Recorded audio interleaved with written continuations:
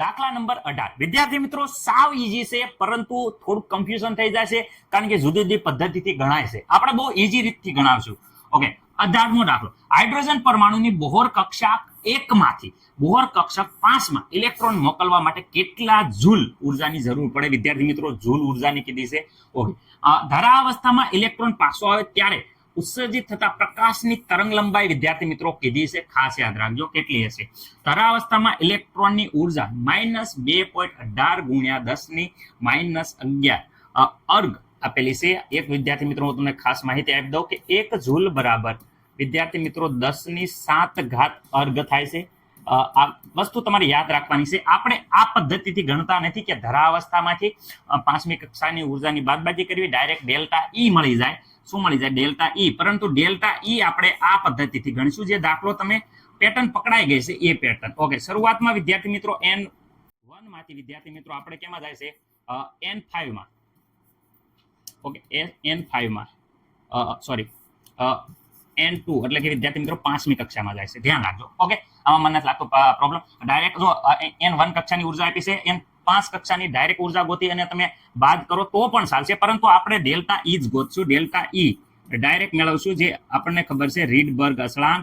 Okay, into અહીંયા વાત કરે છે N1 વિદ્યાર્થી મિત્રોનો સ્ક્વેર માઇનસ N2 નો સ્ક્વેર. આ સૂત્રથી ડાયરેક્ટ વિદ્યાર્થી મિત્રો આપણે ડેલ્ટા ઈ મેળવી લઈશું. નકર E1 માંથી E5 બાદ કરો તોય ડેલ્ટા ઈ મળે, કારણ કે E1 અહીં આપેલું છે. ઓકે, ધરાવસ્થા આપેલી છે એટલે વિદ્યાર્થી મિત્રો આ ઉર્જામાંથી ડાયરેક્ટ તમે E5 ગોતી લો અને બાદ કરો તો પણ દાખલો આવશે, પરંતુ આપણે તમને ઈઝી પડે એ પદ્ધતિથી દાખલો ગણવાની કોશિશ કરીએ છીએ. ઓકે, આ વિદ્યાર્થી મિત્રો જૂલમાં આવશે. ઓકે સર, આ તો મળી ગયું. હવે વિદ્યાર્થી મિત્રો ખાસ યાદ રાખજો, મેન ઇમ્પોર્ટન્ટ એ છે કે વિદ્યાર્થી મિત્રો અહીંયા ડેલ્ટા ઈ બરાબર આપણને એક સૂત્ર યાદ આવે. ઈ બરાબર શું છે?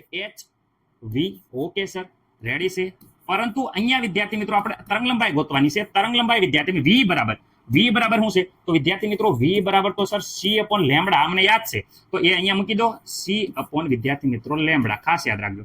ઓકે, તો લેમ્બડા બરાબર હવે વિદ્યાર્થી મિત્રો આપણે અહીંયા જોઈ શકો છો શું છે બધું. તો લેમ્બડા બરાબર અહીંયા વિદ્યાર્થી મિત્રો પ્લાન્ક અચળાંક H અને અહીંયા C અને અહીંયા વિદ્યાર્થી મિત્રો ડેલ્ટા ઈ ની વેલ્યુ મૂકી દઈશું. ઓકે, કિંમત મૂકી દઈશું એટલે ડાયરેક્ટ આપણો જવાબ આવી જશે. ઓકે સર, અમને કઈ પ્રોબ્લેમ નથી. ઓકે, હવે વિદ્યાર્થી મિત્રો અહીંયા રીડબર્ગ અચળાંકની વેલ્યુ તમને ખબર છે 2.18 ગુણ્યા 10 ની વિદ્યાર્થી મિત્રો -18. ઓકે, મને નથી લાગતું કે કોઈને કઈ પ્રોબ્લેમ હોય. ઓકે, અહીંયા વિદ્યાર્થી મિત્રો N1 1 નો સ્ક્વેર. ઓકે, અહીંયા N1 બરાબર 1 એટલે 1 નો સ્ક્વેર.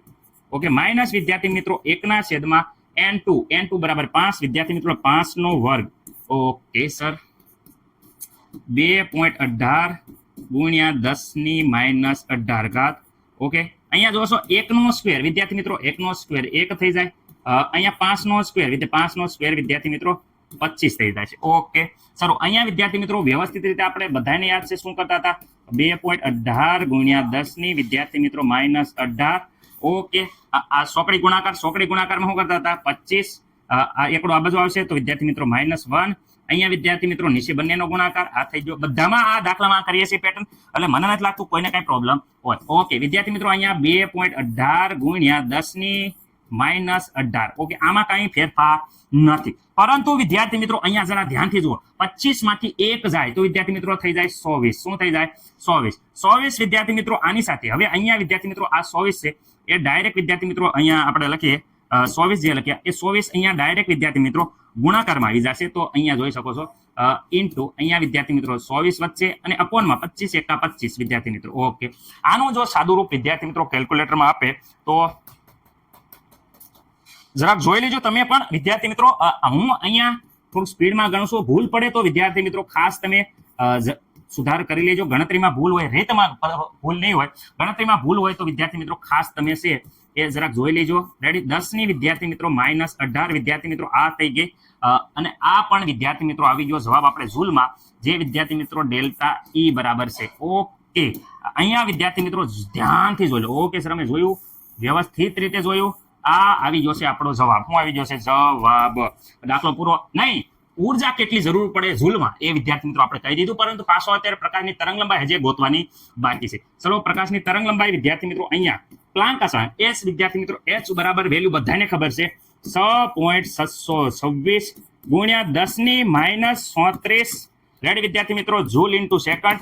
ઓકે, અને અહીંયા વિદ્યાર્થી મિત્રો ખાસ યાદ રાખવાનું 10⁸ 3 × 10⁸ મીટર પ્રતિ સેકન્ડ. અને ડેલ્ટા ઈ વિદ્યાર્થી મિત્રો ઓલરેડી અહીંયા જવાબ આવ્યો છે. કેટલો આવ્યો છે?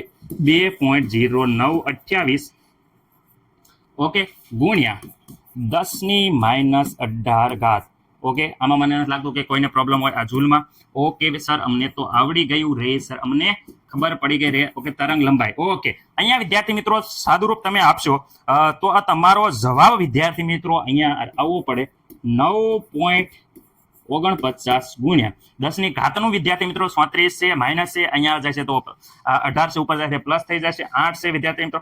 સંપૂર્ણ સોલ્યુશન વિદ્યાર્થી મિત્રો જ્યારે તમે કરશો તો અહીંયા 10 વિદ્યાર્થી મિત્રો 8 કેવી -8 વધે છે. હવે અહીંયા ધ્યાનથી જુઓ, અહીંયા વિદ્યાર્થી મિત્રો હું 1 પોઈન્ટ આ બાજુ લઈ લઉં છું અને વિદ્યાર્થી મિત્રો અહીંયા 94.9 કરું છું અને વિદ્યાર્થી મિત્રો અહીંયા 10 છે એ માઇનસ વિદ્યાર્થી મિત્રો કેટલી કરું છું?